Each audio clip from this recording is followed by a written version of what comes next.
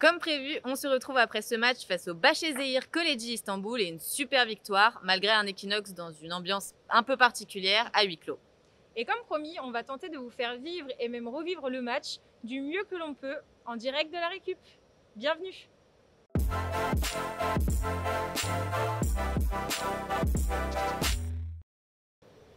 Fred, est-ce que tu peux nous dire pour toi quelle a été la bascule de ce match? En fin de compte, c'est un peu difficile de trouver une vraie bascule parce que le match a été dans un rythme très particulier, avec beaucoup de up and down dans notre rencontre. Euh, je pense que les dernières possessions de balles, les défenses qu'on a été capable de faire sur cette rencontre ont été décisives. Il y a 2-3 rebonds qui sont vraiment importants. Bien évidemment, on retiendra le lancer franc raté de Zachary Peacock, mais avec le rebond de Zach Wright, qui fait qu'il n'y a plus de temps pour l'équipe adverse d'essayer de tenter quelque chose en dernier recours. Donc voilà, ça a été un match où effectivement l'équipe s'est comportée comme une équipe qui, après le match à Belgrade, où l'équipe a été très performante avec l'envie de jouer qu'elle avait envie, parce que ça faisait deux semaines qu'elle n'avait rien fait collectivement. Mais la reprise avec le temps, c'est un peu plus délicat. Et là, ce soir, on a trouvé une équipe qui a développé un basket avec des rythmes de temps en temps plutôt cohérents et puis des fois un peu balbutier son basket. Donc je pense que la bascule, il n'y a pas réellement de bascule, parce qu'une bascule, c'est quand on est capable de faire vraiment l'écart et de le maintenir. Et on a pu voir que globalement, toute la deuxième mi-temps, ça a été un rapproché permanent de l'équipe d'Istanbul. Et après, un chassé-croisé jusqu'à la fin, jusqu'à ce dernier rebond, cette lutte au rebond, ce tir raté de l'équipe d'Istanbul, qui nous permet d'aller au lancer franc et de finir la rencontre. Voilà, je crois que c'est ça qu'il faut retenir. Match difficile, victoire appréciable, justement, parce que c'était un match compliqué. Compliqué parce que je pense que c'était dans le rythme de ce qu'on pouvait s'attendre en tous les cas. Mais voilà, il fallait le prendre et les garçons ont fait ce qu'il fallait pour aller chercher cette victoire.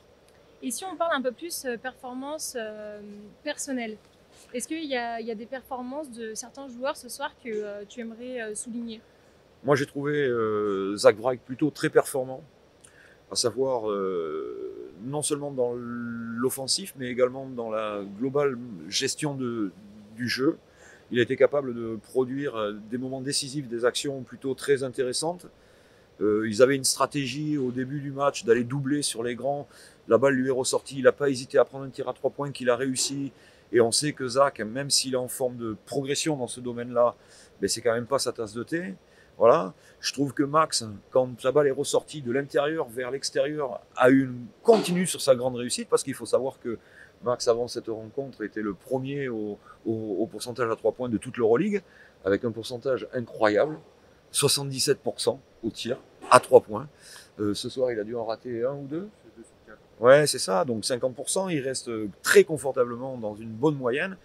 Non, je crois que c'est ça qui a été plutôt décisif. Et puis l'effort global de l'équipe, quand même, qui, malgré cette incapacité de développer le jeu assez fluide qu'on connaît jusqu'à présent, avec recherche de paniers assez aisés, et bien, globalement, je trouve que tout le monde a participé dans son action, en tous les cas, qu'elle soit au scoring ou pas au scoring, dans l'attitude.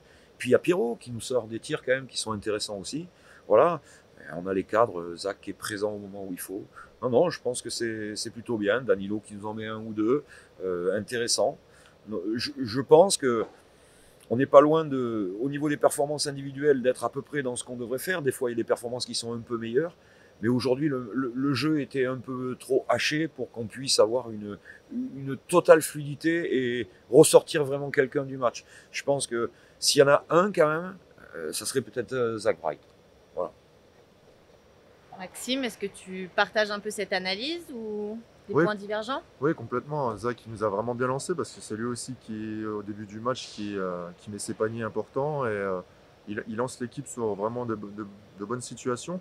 Après, Pépé, il nous met des paniers importants aussi à des moments cruciaux.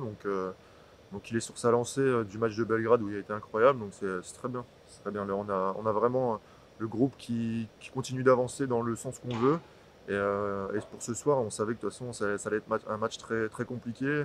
C'est une équipe qui n'avait pas encore gagné, qui avait rien à perdre. Donc voilà, c'est des matchs pièges et on a su plutôt bien le maîtriser malgré quelques séquences où on fait les mauvais choix, mais dans l'ensemble du match, on est quand même content.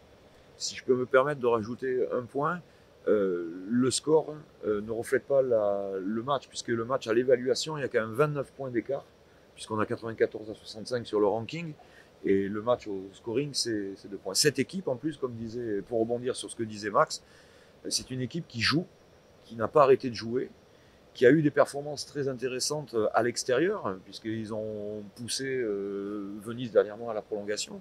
Donc voilà, c'est une équipe qui est plutôt performante et qui a en ses rangs des joueurs avec beaucoup de talent. Donc c'est très bien d'avoir gagné dans cette situation dans laquelle nous sommes aujourd'hui.